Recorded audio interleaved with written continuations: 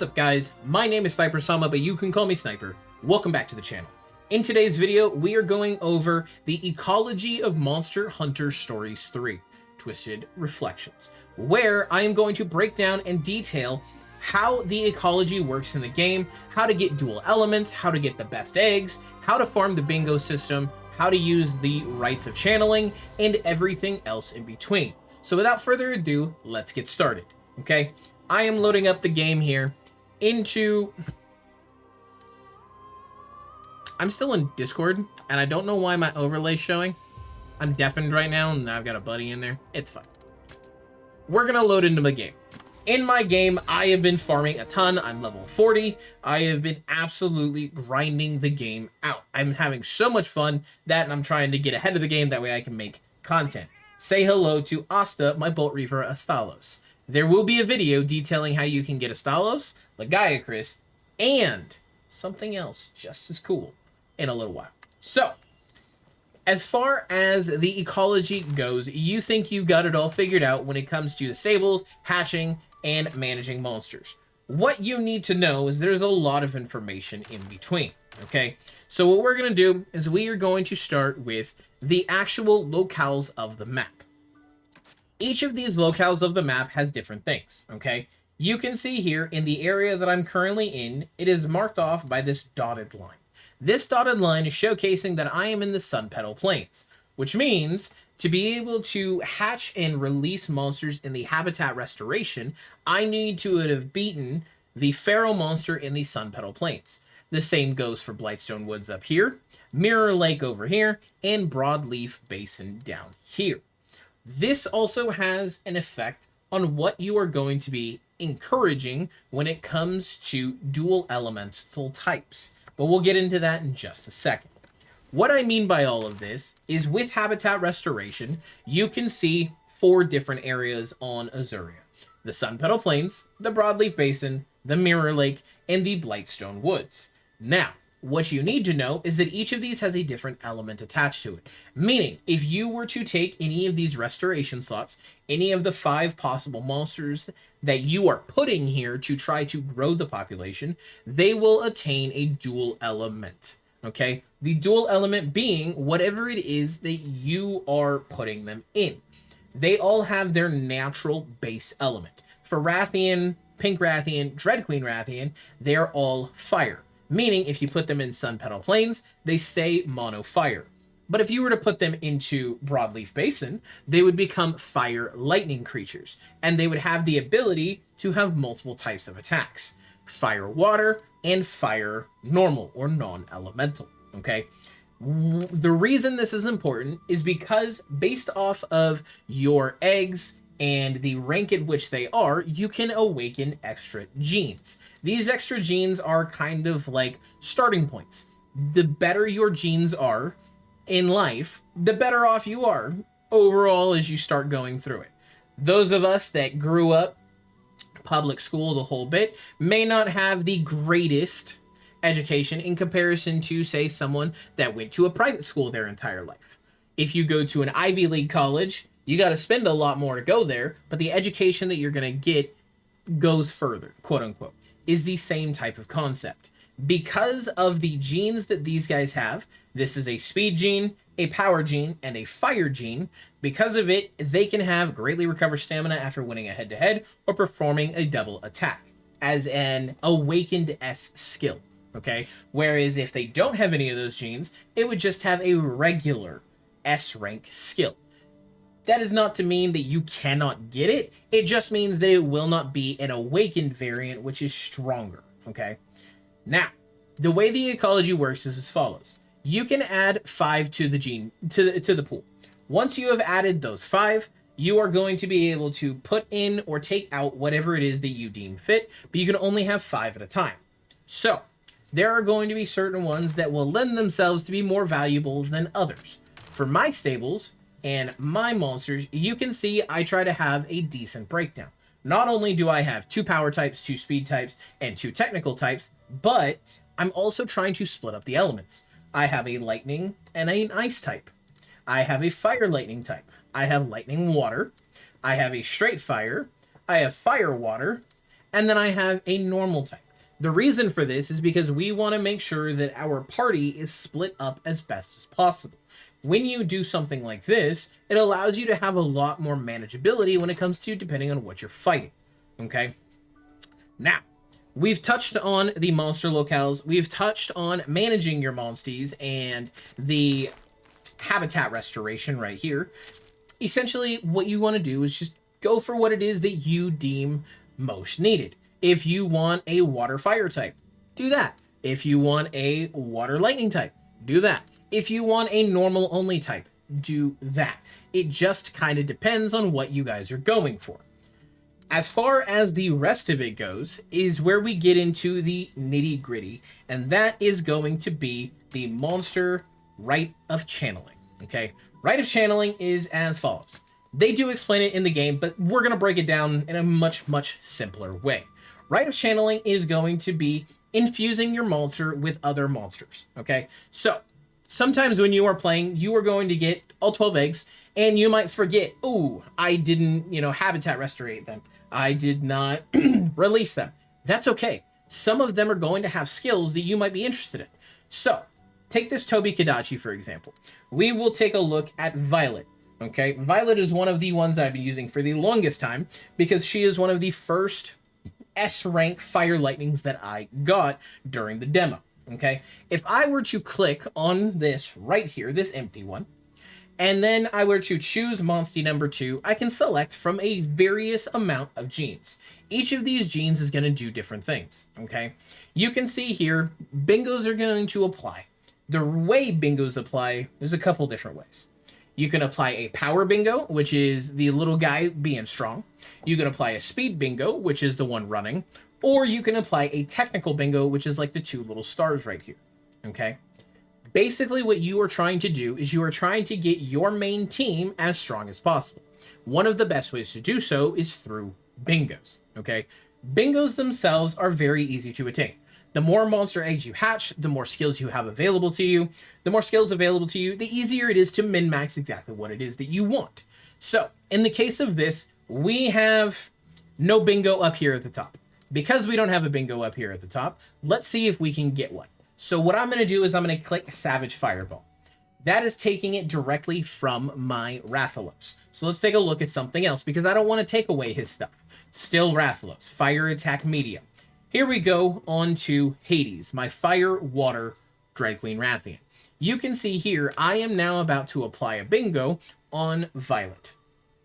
So we'll do the Rite of Channeling, and all they're doing is swapping genes. They're swapping their bingo slot. Okay, so what this means now is that when it comes to my Violet, my Fire Lightning Dread Queen Rathian, she is going to do 110% damage versus just the 100% when she uses a fire attack. On top of that, I know it's a little hard because of the Discord overlay, but you should be able to still see it, the 105% for power attacks and the 105% for speed attacks, okay? What this means is with your bingos, you are going to get multiple bonuses. These bonuses are showcased through the bingo bonus, okay? Not only do your power attacks and my speed attacks do more, but my fire attacks do more. You can have up to 8 bingos, meaning sitting here trying to min-max all of these is actually very, very worth it. For example, by taking this specifically right from this top corner, putting it in the center, I have given myself the opportunity to get a little bit more. If I were to use a catalyst key on this, which you know what, we will, just to showcase, we can put it down here. We have 1 speed, we have 2 speed, we have 3 speed right here. We have just given ourselves a speed bingo just because we layered it how we should have, okay? So what we're going to do is we're going to go ahead and save this and adjust it like this. We have given 1, 2, and 3 bingos with a 4th over here in the power. So we go ahead and finalize gene placement. And now we have 4 bingos. Those 4 bingos are going to lead us to have 1 additional speed, thanks to the 2, additional starting stamina, and had we gotten 1 more, we would have additional crit rate. But we get the 100%, 110% fire, 105 power, and 105 speed. The more monsters you have, the more monsters you can play around with to try and make this happen. The idea behind it is to get things that look like this. This is my Bolt Reaver Astalos, okay? Asta, for example, because Black Clover is one of my favorite animes. He has a myriad of bingos. He has one technical bingo here, and then he has 1, 2, 3, 4, 5, 6. 6 thunder bingos. Meaning, if we were to take a look, he has 7 bingos. He gets additional crit rate, additional stamina recovery, +1 to speed, and he gets the 130% on thunder damage. Really, really nice, okay? The idea behind all of it is to try to make your monsters as strong as humanly possible. Whether that's through the dual elemental rarities, whether that is through getting the high potency, the medium potency, or the lackluster eggs, whether that is going for the mutations, or whether it is going for the bingos through the rites of channeling. As far as mutations go, let's go ahead and touch on that for a second. Mutations are really, really easy once you understand how they work. One of the first mutations that you end up discovering in the game is the Dread Queen Rathian. So, we're going to go ahead and scroll to that. Dread Queen Rathian is just a souped up Rathian, okay? But to get Dread Queen Rathian, you had to fulfill a certain request. Unlike everybody else that may be new playing the game, I was able to do this in the demo, okay? I do not have something up here that is going to showcase, same with anything like that. But requirements shown on a page on the side, okay? So, Rathian or Pink Rathian's ecosystem is S rank. This means in Habitat Restoration, you have released enough Rathian or Pink Rathians to get an ecosystem of S rank. Okay, on top of that, you need to have it where there are many poisonous monsters, which means you need to have 3 or more. Poisonous monsters are any of the Rathians. You could do Gypsyros, you could do Nursilla. Any sort of those variables are going to allow you to increase the chance to see this mutation. Okay, then once it triggers, it is going to be something that will appear just like my Bolt Reaver Astalos did. Okay, Astalos, Dread Queen Rathian, and Lagiacris are all available in Azuria before you move to the next area. The problem is you have to be able to beat the invasive species that are there. Invasive species are going to be right up here. This is going to be a little bit of a pain. Basically, you will fly up and over to it, which I will showcase right here. Let me hit the right teleport. I think it's this last one. Yeah. Into the day. Let me go ahead and set up. So what you are going to do is you are going to run. What we are going to do here is we're going to fly to one of the endangered species. If you guys want a video on the invasive species to try and get the endangered eggs, I can make one. I will need additional footage, but it is something that I can do. You guys will let me know in the YouTube comments. But what you're going to do is you're going to follow this path. You're going to fly all the way over, and you're going to go towards that air gust. It might be a little hard to see, but it is there, I promise. And once you are there, you are going to fly up. Is that an Astalos right below us, just flying around? How about that? Okay, so you get closer and closer to the air gust, it'll become more and more noticeable. While you are flying towards this, you are going to be preparing for the invasive fight. The invasive fight up here is going to be a Sergios. Now, Sergios is not necessarily hard, but there is a certain thing that you need to do. I will not spoil it for anybody that is interested in doing it naturally. Just know that you do need a specific type of weapon. What you are going to do is you are going to fly over here. You're going to go all the way up this little hill and up into the front. Once you have done that, you will be able to encounter the invasive species. Next up is the invasive species right over here at the Lagiacris. And this is going to be right next to. You can go ahead, even if you're doing this together, just all at once, you can even fly just straight over here without any care in the world. I'll actually swap to my Lagiacris so we can swim on in. And here you are going to have an invasive Plesioth. Once you defeat that, you can go ahead and go all the way back, and there will be an endangered den to go ahead and get the Lagiacrus, okay?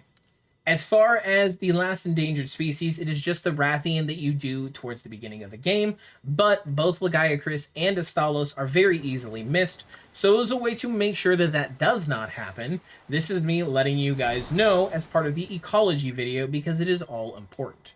However, because there is nothing else to touch on when it comes to that, minus all of the hyper extreme things that people will figure out over time, that is going to do it for today's video. Thank you all for coming and watching. Thank you all for hanging out.